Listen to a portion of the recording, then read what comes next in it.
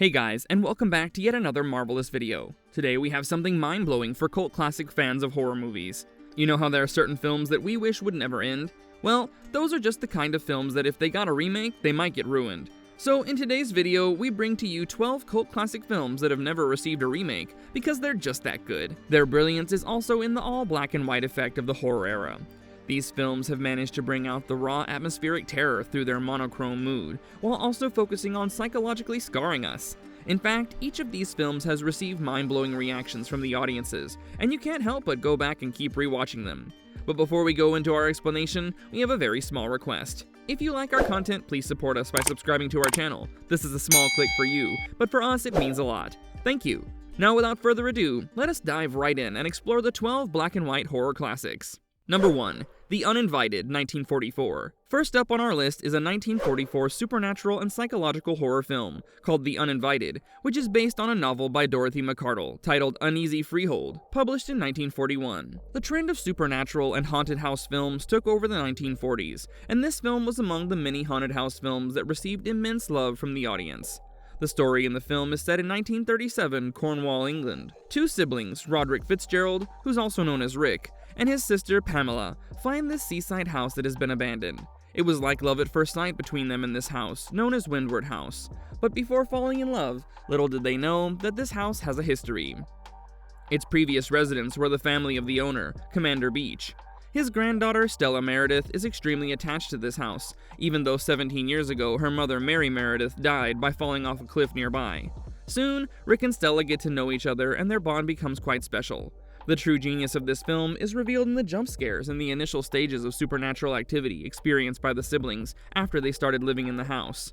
At first, they find an artist's extremely chilly studio, and then Rick hears the noise of a woman's sobs. Well, soon their dog runs away for good, and no matter what, the housekeeper's cat would not go upstairs. So they finally realize that their new house was haunted. Soon things get creepier at the Windward House, as we notice that there's a spirit of a woman residing within, who's rather fond of Stella. You see, her mother did not kill herself, but was pushed off the cliff by her father's mistress. As it turns out, the woman whose spirit that we feel at Windward House is of the same woman named Carmel. She even possesses Stella and tries to get herself killed. After the film's release in the United States, it quickly became one of the highest grossing pictures and even outgrossed some of the amazing horror films of the year, such as House of Frankenstein and The Invisible Man's Revenge. As a black and white film, The Uninvited truly left an indelible mark in society, since no matter how many times you go back and rewatch it, it never feels dated, and Lewis Allen himself said that. Number 2. Strait-Jacket, 1964. Next among the black and white horror films, we have one of the favorites from the 60s. Directed by William Castle, written by Robert Bloch, and starring Joan Crawford, Strait-Jacket is exactly the kind of psychological horror that America was extremely fond of at the time. In this film, we see Crawford acting in the role of someone who has been declared criminally insane. She plays the character of Lucy Harbin. Lucy does not sit idly by when someone wrongs her, so when she found out that her husband cheated on her, she went full Red Queen mode from Alice in Wonderland and said, "Off with their heads." This obviously meant that she chopped the heads off of her husband and his lover with an axe. Sadly, she couldn't run away with her crime because her 3-year-old daughter Carol saw what happened. She then had to spend the next 20 years of her life at a mental institution. When she was finally released, she also realized that she'd been getting nightmares with flashbacks of the crime she committed. Soon, a series of murders start to happen with the people connected to her. First, Dr. Anderson, her psychiatrist from the institution, ends up dead when he pays her a visit at her brother's house. Naturally, Lucy is scared that she did this during her nightmare and doesn't remember. Then the farm's handyman is also found dead. The entire time, her daughter Carol has been trying to convince the people of the town that Lucy is still psychotic, but the reality is far more surprising. The killer is not Lucy, but someone very close to her. Now, let me tell you something quite interesting about the film. The character of Lucy Harbin was initially supposed to be played by Joan Blondell, but sadly there was an accident at her house, so then Joan Crawford was given the role. She certainly did a marvelous job at it, and was even praised by several film critics. Number 3. I Bury the Living, 1958. If you're thinking of watching a chilling horror film from the late 50s, then we have the correct recommendation for you.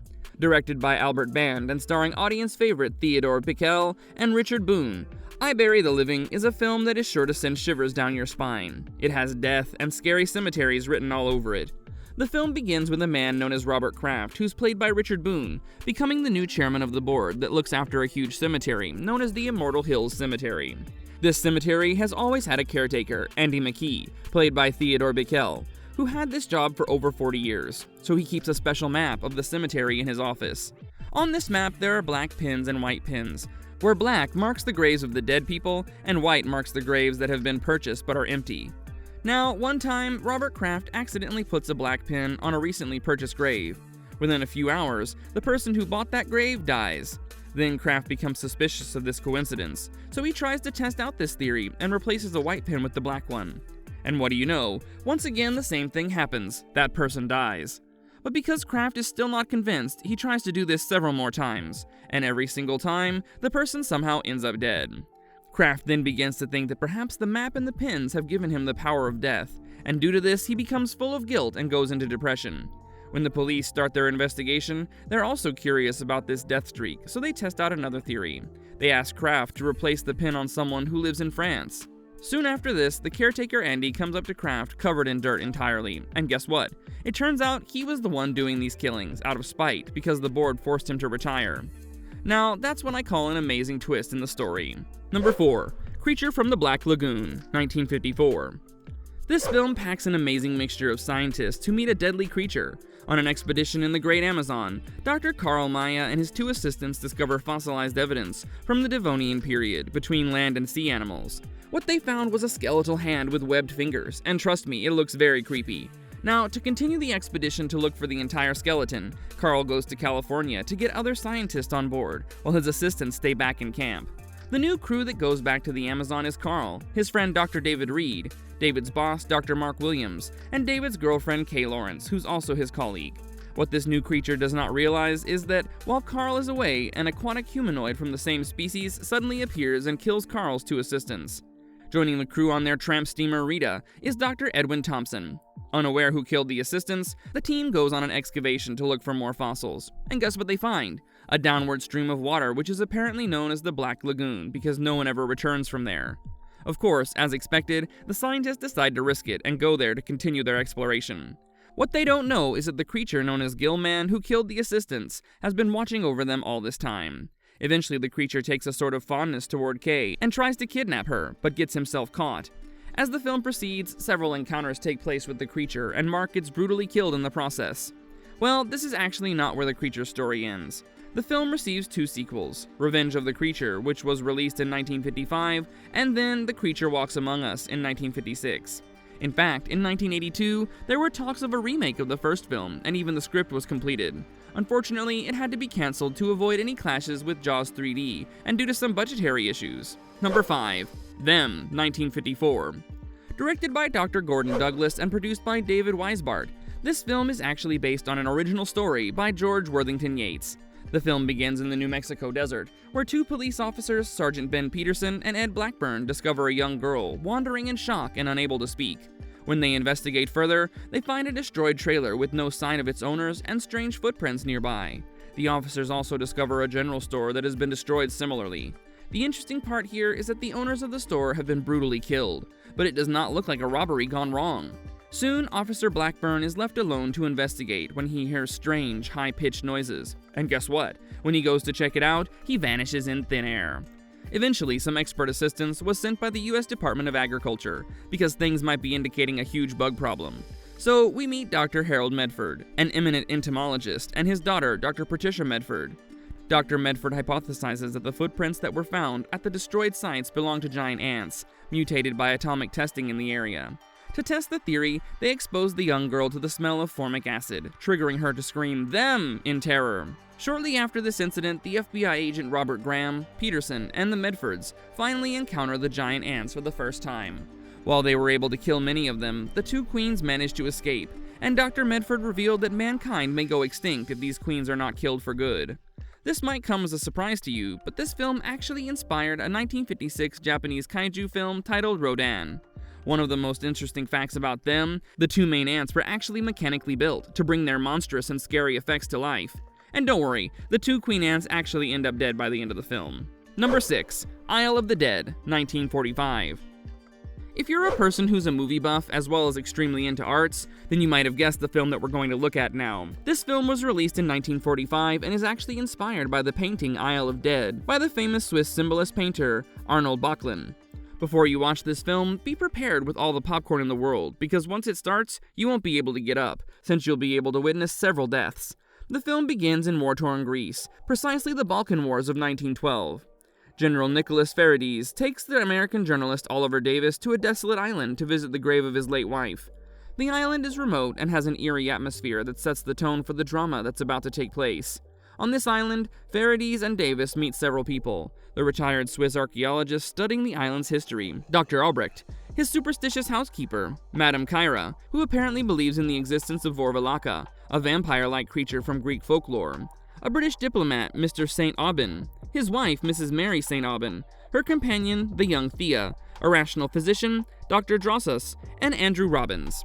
Now apparently General Faraday's wife's grave has been tampered with, and the person responsible for it is Albrecht.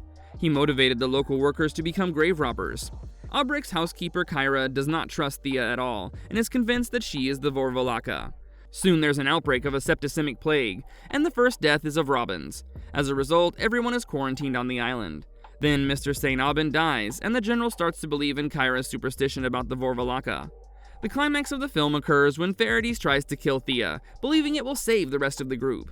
However, Mary St. Aubin, who was previously thought to have died from the plague, revives from a cataleptic state, and in her confusion attacks Ferides, killing him before giving in to her weakened condition. This film does an exceptional job of blurring the lines between science and superstition. Number 7. The Seventh Victim, 1943. If you've been looking for a psychologically scarring horror movie, then this is the one for you. This film went through several different changes before it reached our screens in 1943. Initially, the film's outline was given by DeWitt Bodine, and it was supposed to be about a heroine who ended up in the wrong place at the wrong time. She would get caught up in a series of murders, and if she fails to find out the identity of the killer, she would end up being his seventh victim. But the script took a turn, and we received an entirely different plot. The film begins with the main character, Mary Gibson, finding out that her older sister, Jacqueline, has gone missing, so she travels to New York City in search of her. Her investigative work there leads her to Jacqueline's last seen place, Greenwich Village. But Mary soon discovers that the rented apartment in which her sister is supposed to be has been empty except for a wooden chair and a noose hanging from the ceiling. The search takes a completely different turn when Mary finds out a huge secret about her sister.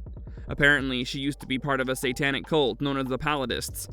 But she started seeing a psychiatrist, Dr. Lewis Judd, due to her subsequent depression because of this cult.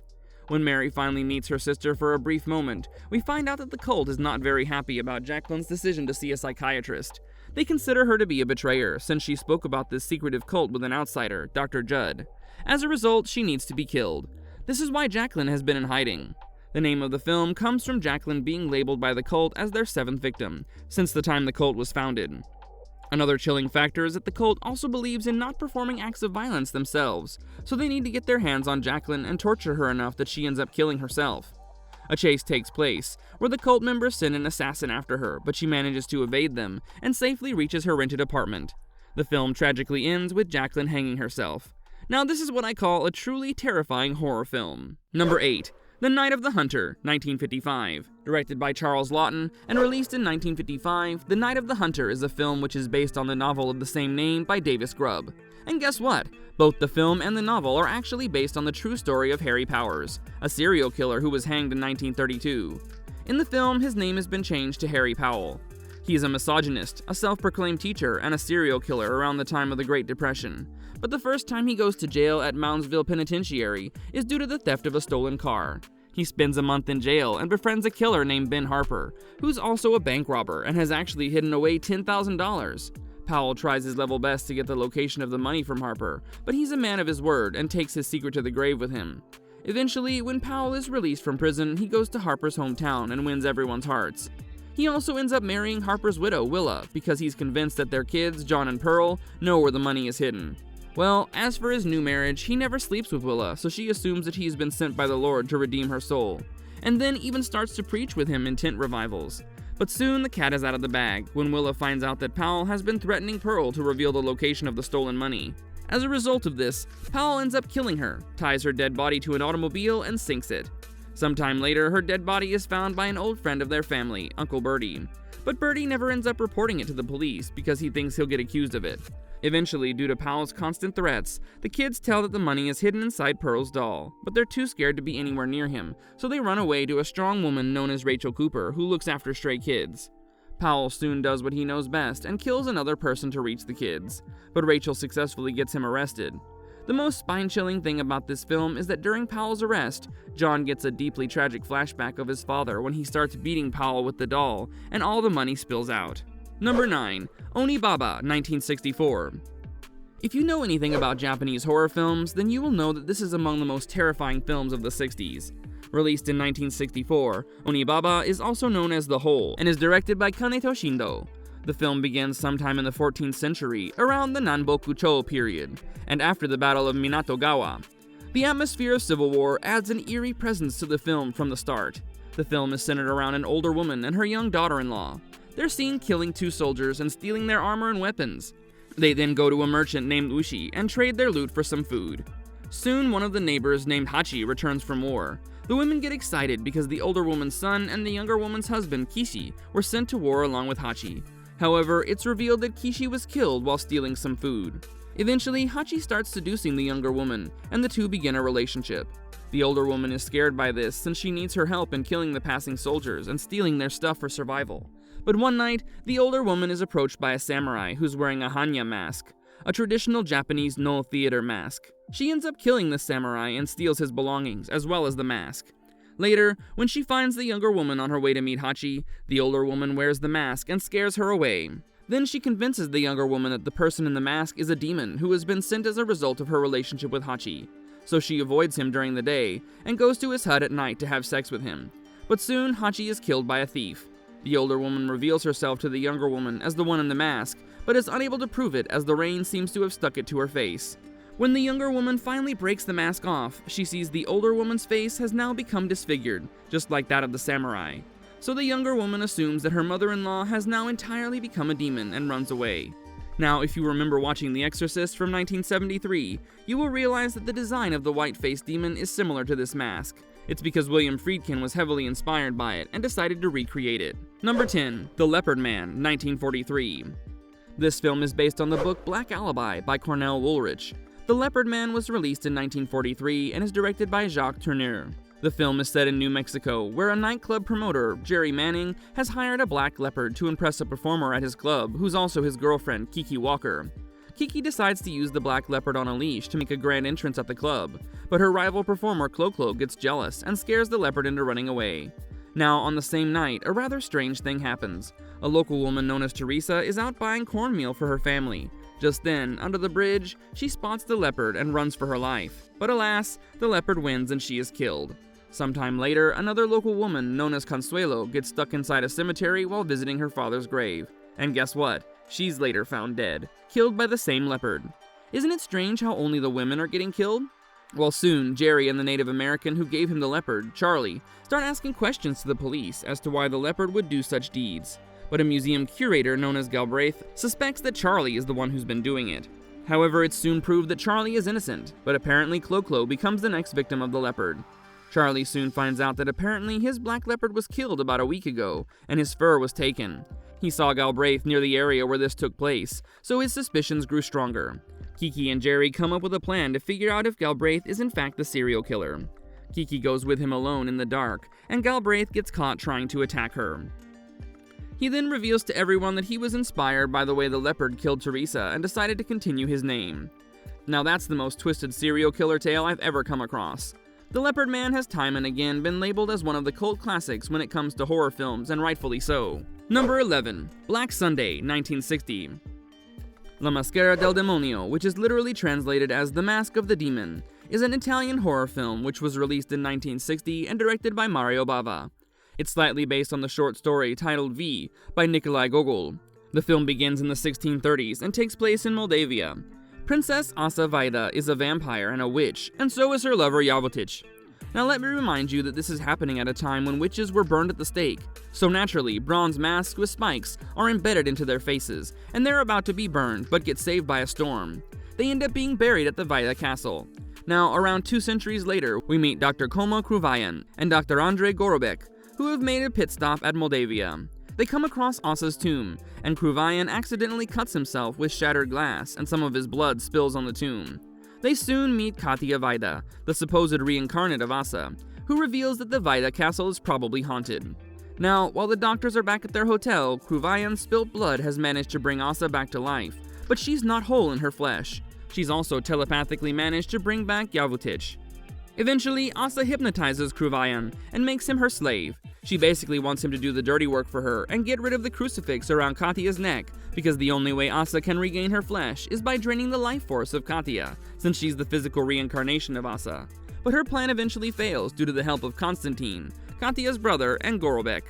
Now, despite being already a terrifying black and white film, you might be surprised to know that even the sets were designed in monochrome, so that the dark and scary mood of the film can be maintained. Number 12. Vampyr, 1932.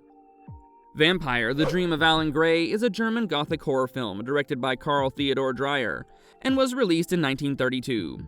The film was written based on a few elements from In a Glass Darkly, a collection of supernatural stories written by Sheridan Le Fanu. Interestingly, the film had a delayed release by 9 months, so Dracula and Frankenstein could be released first. The film follows Alan Gray, a student of the occult. Our story starts with Gray investigating a package left by an old man that has to be opened upon my death, written on its wrapping paper.